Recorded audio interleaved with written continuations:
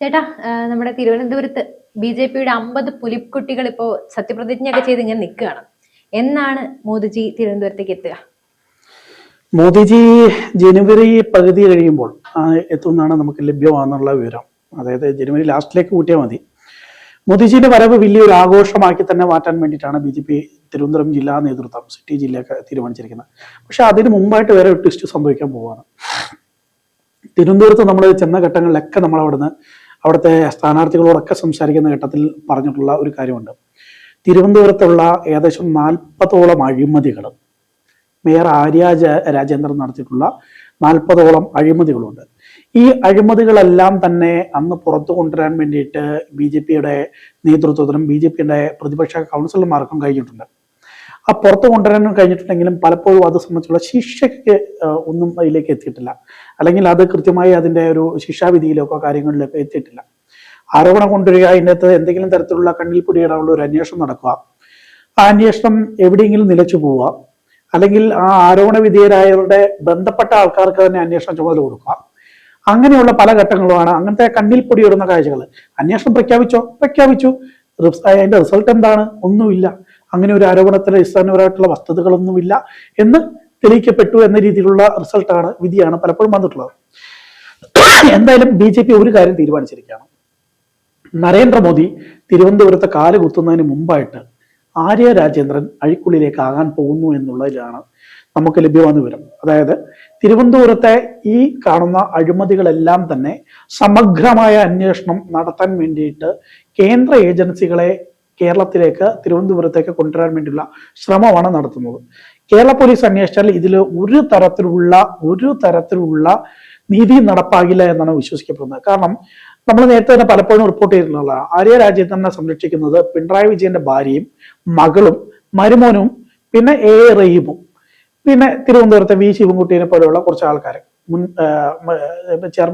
മേയറായിരുന്നിട്ടുള്ള.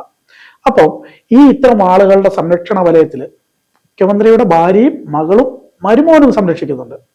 അപ്പോൾ ഇത്തരം ആൾക്കാരുടെ സംരക്ഷണ വലയത്തിൽ നിൽക്കുന്ന ആര്യ രാജേന്ദ്രനെതിരെ കേരള പോലീസിന്റെ ഏതെങ്കിലും തരത്തിലുള്ള ഇൻവെസ്റ്റിഗേഷൻ ടീം അന്വേഷണം നടത്തി കഴിഞ്ഞാൽ ആ അന്വേഷണത്തിൽ യാതൊരുവിധ നീതിയും പ്രതീക്ഷിക്കേണ്ട പൊതുജനം എന്നുള്ളത് തന്നെയാണ് ബി.ജെ.പി കൃത്യമായിട്ട് മനസ്സിലാക്കുന്നത്. അതുകൊണ്ട് തന്നെ ബി.ജെ.പി ഇപ്പോൾ തീരുമാനം പ്രഖ്യാപിച്ചിട്ടില്ല എന്നേ ഉള്ളൂ. പക്ഷെ നമുക്ക് ലഭ്യമാവുന്ന സോഴ്സുകളിൽ നിന്നും നമുക്കറിയാൻ സാധിക്കുന്നത് ഇത് സംബന്ധിച്ച് വളരെ നിർണായകമായിട്ടുള്ള ചില തീരുമാനങ്ങൾ കഴിഞ്ഞ ദിവസം രാജീവ് ചന്ദ്രശേഖർ ഡൽഹിയിൽ യാത്ര നടത്തിയ ഘട്ടത്തിൽ അവിടെ കേന്ദ്രത്തിലെ പ്രധാനപ്പെട്ട ചില നേതാക്കളെ ഇത് സംബന്ധിച്ചുള്ള ഡാറ്റകൾ കൊടുത്തിട്ടുണ്ട്.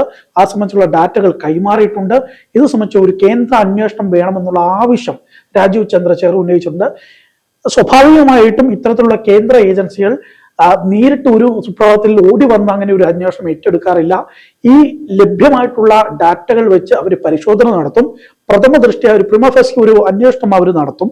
ആ പ്രഥമ ദൃഷ്ട്യുള്ള അന്വേഷണത്തിൽ ഇതിൻ്റെ അകത്ത് വസ്തുതയുണ്ട്, കഴമ്പുണ്ട് എന്ന് ബോധ്യപ്പെട്ട് കഴിഞ്ഞാൽ വളരെ പെട്ടെന്ന് തന്നെ ഇത് സംബന്ധിച്ചുള്ള അന്വേഷണം കേന്ദ്ര ഏജൻസികൾ നടത്താനുള്ള സാധ്യതയിലേക്ക് കാര്യങ്ങൾ പോവുകയാണ്. അതിനോടൊപ്പം ഒരു കാര്യം കൂടി എടുത്തു പറയാം. ഈ പറയുന്ന ആര്യ രാജേന്ദ്രൻ പ്രധാനമന്ത്രി വരുന്നതിന് മുമ്പ് തന്നെ അകത്താകാനുള്ള സാധ്യത അതുകൊണ്ട് തന്നെ വളരെ കൂടുതലാണ്. ബി.ജെ.പിക്ക് ഏതെങ്കിലും തരത്തിൽ ആര്യ രാജേന്ദ്രൻ അകത്താക്കണം എന്ന തരത്തിലുള്ള കൃത്യമായ ലക്ഷ്യം ഇല്ല. പക്ഷെ ആര്യ രാജേന്ദ്രനെതിരെ വന്നുള്ള ഈ അഴിമതികൾ കൃത്യമായി തെളിയിക്കപ്പെടണം, അത് ശരിക്കും അക്കൗണ്ട് ചെയ്യപ്പെടണം. അതിൻ്റെ അകത്ത് എത്ര രൂപയുടെ നഷ്ടം ഈ സർക്കാരിനുണ്ടായിട്ടുണ്ട്, നമ്മുടെ കോർപ്പറേഷൻ ഉണ്ടായിട്ടുണ്ട്, അത് കേന്ദ്ര സർക്കാരിന്റെ പദ്ധതികൾ കൊണ്ടുവന്ന് നടപ്പാക്കുന്നതിൽ സ്മാർട്ട് സിറ്റി പദ്ധതി ഉൾപ്പെടെ നടപ്പാക്കുന്നതിൽ എത്ര വീഴ്ചയിട്ടുണ്ട്, അത് ആരൊക്കെ കൊണ്ടുപോയിട്ടുണ്ട്, അല്ലെങ്കിൽ ആര്യനെ മുൻനിർത്തി ഏതെങ്കിലും വ്യക്തികൾ കളിച്ചതാണോ ഇതിന്റെ പിന്നിൽ, അങ്ങനെയുള്ള ധാരാളം സംശയങ്ങൾ പൊതുജനത്തിനുണ്ട്.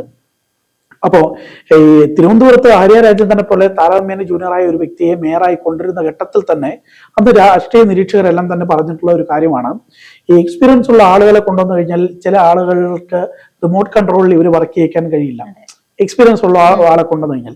പക്ഷേ ജൂനിയർ ആയിട്ടുള്ള ഒന്നും പരിചയമില്ലാത്ത ഒരു പരിചയമില്ലാത്ത ഒരു കുട്ടിയെ അവിടെ കൊണ്ട് നിർത്തി കഴിഞ്ഞിട്ടുണ്ടെങ്കിൽ ആ കുട്ടിക്ക് മറ്റുള്ളവർ പറയുന്നതാണ് അവരെ ആദ്യമായി കേൾക്കുന്ന ഓർഡറുകൾ. അപ്പോൾ അതനുസരിച്ച് പാവയെ പോലെ തന്നെ ആക്ട് ചെയ്യപ്പെടും. അപ്പോൾ അതനുസരിച്ചാണ് ആര്യയെ കൊണ്ടുവന്നത് എന്നതിലുള്ള വിമർശനങ്ങൾ ആ ഘട്ടത്തിൽ തന്നെ ഉന്നയിക്കപ്പെട്ടിട്ടുള്ളതാണ്. അതുകൊണ്ട് തന്നെ ആര്യ മാത്രമാണ് ഇത് കട്ടത്, അല്ലെങ്കിൽ ആര്യക്കൊപ്പം ആരൊക്കെ കെട്ടിട്ടുണ്ട്, ഈ സ്വർണം കെട്ടതുപോലെ മറ്റു സംസ്ഥാനത്തേക്ക് ഉൾപ്പെടെ ഈ കട്ടതിന്റെ മുതൽ പോയിട്ടുണ്ടോ, ഈ കാര്യങ്ങൾ ഉൾപ്പെടെ ഉണ്ട്. പ്രത്യേകിച്ച് കേന്ദ്ര സർക്കാരിന്റെ പദ്ധതി ഫണ്ടുകൾ ഉൾപ്പെടെയാണ് അവിടെ വലിയ അഴിമതി ഉണ്ടാക്കിയത്. ആ കാര്യത്തിൽ ഒരിക്കലും കേന്ദ്ര സർക്കാർ എന്തായാലും വെറുതെ ഇരിക്കില്ല.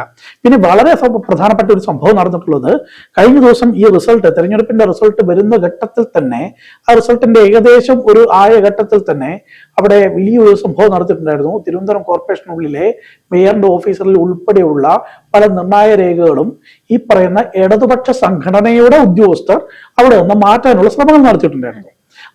അത് അപ്പൊ തന്നെ BJP തടഞ്ഞിടും. പക്ഷെ എത്രത്തോളം കാര്യങ്ങൾ മാറ്റിയിട്ടുണ്ട്, ഇവരറിയുന്നതിന് മുമ്പ് മാറ്റിയിട്ടുണ്ടെന്ന് അറിയത്തില്ല. ഇനിയിപ്പോ നമുക്ക് പല രേഖകളും ലഭ്യമല്ല, കൺമാനില്ല എന്നുള്ള കാര്യങ്ങളൊക്കെ ആയിരിക്കും ഇനി കിട്ടാൻ സാധ്യത. ED വന്നു കഴിഞ്ഞാലും ആ ഒരു ഡാറ്റ നശിപ്പിച്ചു കഴിഞ്ഞാൽ കണ്ടെത്തുക എന്നുള്ളത് സാധിക്കുമോ? പറ്റില്ല. നമുക്ക് മുമ്പും പലപ്പോഴായിട്ട് സെക്രട്ടേറിയറ്റ് കേന്ദ്രീകരിച്ചും ഇതൊക്കെ കേന്ദ്രീകരിച്ച് പല ഡാറ്റകളും ED ആണെങ്കിലും CBI അന്വേഷണമൊക്കെ വന്ന ഘട്ടത്തിൽ അവർക്ക് പോലും ലഭ്യമല്ലാത്തതിന്റെ പേരിൽ വഴിമുട്ടിയ സാഹചര്യങ്ങളുണ്ട്. അപ്പം ഇത് കൃത്യമായ ഒരു ഗൂഢാലോചനയുടെ ഭാഗമായിട്ടാണ് ഇത്തരം അഴിമതികൾ തിരുവനന്തപുരം കോർപ്പറേഷൻ നടന്നിട്ടുണ്ടെങ്കിൽ അവർ ആ അഴിമതിയോട് സംബന്ധിച്ചുള്ള ഡാറ്റകൾ നശിപ്പിച്ചിട്ടുണ്ടാകാനുള്ള സാധ്യതയുണ്ട്. ആ നശിപ്പിക്കുന്നതിന്റെ അന്തിമഘട്ടത്തിലായിരിക്കണം, അല്ലെങ്കിൽ നശിപ്പിക്കുന്നതിന്റെ ഒരു ഘട്ടത്തിലായിരിക്കണം അവിടെ BJP നേതൃത്വം ഈ വിഷയം അറിയിച്ചിരിക്കുകയും ആ വിഷയം അപ്പോൾ തന്നെ ആ ഡാറ്റകൾ അവിടെ നിന്ന് മാറ്റുന്നത് തടയുകയും ചെയ്തിട്ടുള്ളത്.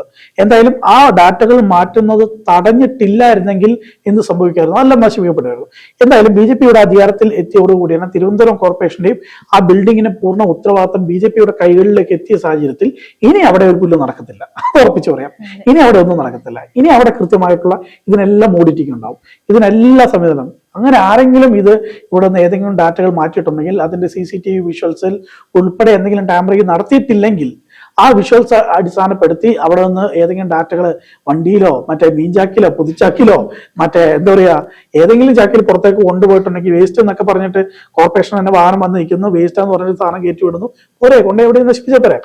എന്തായാലും വളരെ പ്രധാനപ്പെട്ട ഒരു കാര്യം എന്ന് പറയുന്നത്, തിരുവനന്തപുരത്ത് പ്രധാനമന്ത്രി നരേന്ദ്രമോദി വരുന്നതിന് മുമ്പ് തന്നെ ഈ ഒരു ചടുലമായിട്ടുള്ള നീക്കം, ഏകദേശം 40ഓളം അഴിമതികളിൽ ഉണ്ടായിട്ടുള്ള വലിയ അഴിമതികൾ അത് അന്വേഷിക്കാൻ വേണ്ടി കേന്ദ്ര ഏജൻസികളെ കൊണ്ടുവരാനുള്ള വലിയ തയ്യാറെടുപ്പുകൾ BJP നടത്തുകയാണ്. BJPയുടെ സംസ്ഥാന അധ്യക്ഷൻ രാജീവ് ചന്ദ്രശേഖർ തന്നെ ഇത് സംബന്ധിച്ച് നേരിട്ട് തന്നെ ഡൽഹിയിലെ പ്രധാനപ്പെട്ട ഉദ്യോഗസ്ഥരും ചില നേതാക്കളുമായും ഇത് സംബന്ധിച്ചുള്ള ചർച്ചകൾ പൂർത്തീകരിച്ചിട്ടുണ്ട്.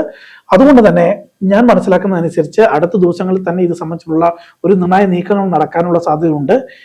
ചിലപ്പോൾ ഈ വിഷയത്തിനകത്ത് നേരിട്ട് ഒരു കേന്ദ്ര ഏജൻസി ഇടപെടുന്നതിനപ്പുറത്തായിട്ട് ഈ വിഷയത്തിൽ ഒരു സമഗ്രമായ അന്വേഷണം നടത്തണം എന്നുള്ള ആവശ്യം ഉന്നയിച്ചുകൊണ്ട് ഹൈക്കോടതിയിലോ അല്ലെങ്കിൽ അത്തരമുള്ള ഒരു കോടതിയിലേക്ക് ഒരു പൊതു താല്പര്യ ഹർജി പോകാനുള്ള സാധ്യത ഉണ്ടാവും.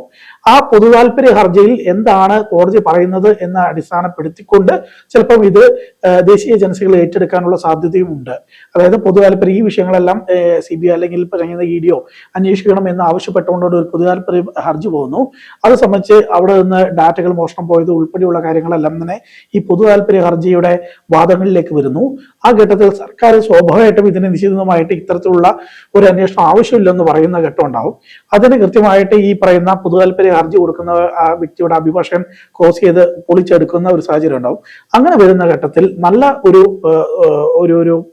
കൃത്യമായി ഇതിന്റെ വാദം കേൾക്കുകയും ആ വാദങ്ങൾ കേൾക്കാൻ വേണ്ടി ജഡ്ജിമാർ മെനക്കെടുകയും ചെയ്തു കഴിഞ്ഞാൽ ചിലപ്പോൾ കോടതി തന്നെ നേരിട്ട് ഇതിനകത്ത് ഒരു കേന്ദ്ര അന്വേഷണത്തിനുള്ള അന്വേഷണം ഉത്തരവ് പ്രഖ്യാപിക്കാനുള്ള സാധ്യതയുണ്ട്. അല്ലെങ്കിൽ നമ്മളിപ്പോൾ ശബരിമല കേസിലൊക്കെ കണ്ടിട്ടുള്ളത് പോലെ ഒരു സ്പെഷ്യൽ ഇൻവെസ്റ്റിഗേഷൻ ടീം ഇതിന്റെ ഭാഗമായിട്ട് ഉണ്ടാക്കാൻ വേണ്ടി ചിലപ്പം ഹൈക്കോടതിയുടെ മേൽനോട്ടത്തിൽ തന്നെ ഇത്തരത്തിലുള്ള ഒരു സ്പെഷ്യൽ ഇൻവെസ്റ്റിഗേഷൻ ടീം പ്രവർത്തിക്കണം എന്നുള്ള ഒരു ഉത്തരവ് ഉണ്ടാകാനുള്ള സാധ്യതയുണ്ട്. ആ അത്തരം ഉത്തരവുകൾ അല്ലെങ്കിൽ അതിനകത്ത് നമ്മളെല്ലാവരും തന്നെ പ്രതീക്ഷിക്കുന്ന പോലെ തന്നെ ഇത്തരത്തിൽ EDയോ അല്ലെങ്കിൽ CBI പോലെയുള്ള CBIക്കുള്ള സാധ്യത വളരെ കുറവാണ്. ED ആയിരിക്കും അതിൻ്റെ അകത്ത് വരാനുള്ള സാധ്യത അത്തരത്തിലുള്ള. കാരണം 500 കോടിയുടെ മുകളിലൊക്കെ ഇത്തരത്തിലുള്ള അഴിമതി കാര്യങ്ങളൊക്കെ സ്വാഭാവികമായിട്ടും EDക്ക് നേരിട്ട് അന്വേഷിക്കാനുള്ള ഉത്തരവുണ്ട്. പക്ഷെ അത് സംബന്ധിച്ച് ഒന്നെങ്കിൽ കോടതിയുടെ ഉത്തരവോ അല്ലെങ്കിൽ സർക്കാരിന്റെ ഇത് സംബന്ധിച്ച് ഇതോ അല്ലെങ്കിൽ ഇത് സംബന്ധിച്ച് എവിടെയെങ്കിലും ഒരു കേസുകളോ കാര്യങ്ങളൊക്കെ വേണം. അത്തരത്തിലുള്ള നൂലാമാലകൾ നിയമത്തിൻ്റെതായിട്ടുണ്ട്. അത്തരം നൂലാമാലകൾ താർക്കാൻ വേണ്ടി ആദ്യം തന്നെ കോടതിയിൽ പോകാനുള്ള സാധ്യതയാണ് ഇതിനകത്ത് ഏറെക്കുറെ കാണുന്നത്. എന്തായാലും അടുത്ത 1-2 ആഴ്ചക്കുള്ളിൽ ഇത് സംബന്ധിച്ച് വളരെ വ്യക്തമായിട്ടുള്ളൊരു വ്യക്തത ഒരു ഡിസൈൻ ഇത് സംബന്ധിച്ചുള്ള ഡിസൈൻ തന്നെ ഉണ്ടാകുമെന്നാണ് നമുക്ക് മനസ്സിലാക്കുന്നത്. ഇതിനകത്ത് അരുണിമ ആദ്യം ചോദിച്ചൊരു ചോദ്യമുണ്ട്, നരേന്ദ്രമോദി എപ്പോഴാണ് വരുക എന്നുള്ളത്. അതെന്തായാലും ജനുവരി അവസാനത്തോടു കൂടിയിട്ടുണ്ടാവും. ഈ സംബന്ധിച്ച് അവിടുത്തെ ഒരു വികസനത്തിന്റെ ഒരു ബ്ലൂ പ്രിന്റ് അവിടെ തയ്യാറാക്കിക്കൊണ്ടിരിക്കുകയാണ്.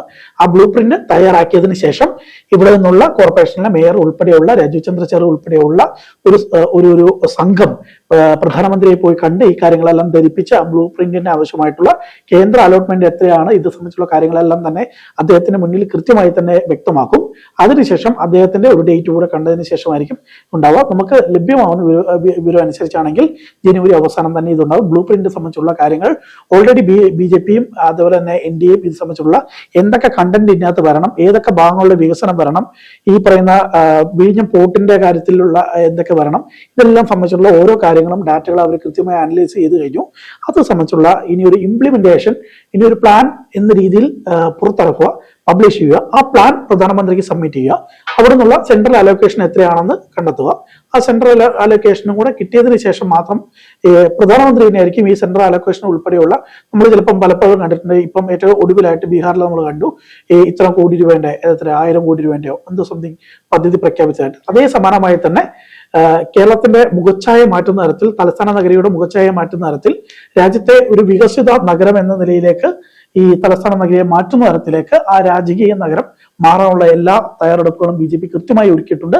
അതിന്റെ ഇനി പ്രഖ്യാപനത്തിന്റെ ഒരു ദിവസം മാത്രമാണ് ബാക്കി.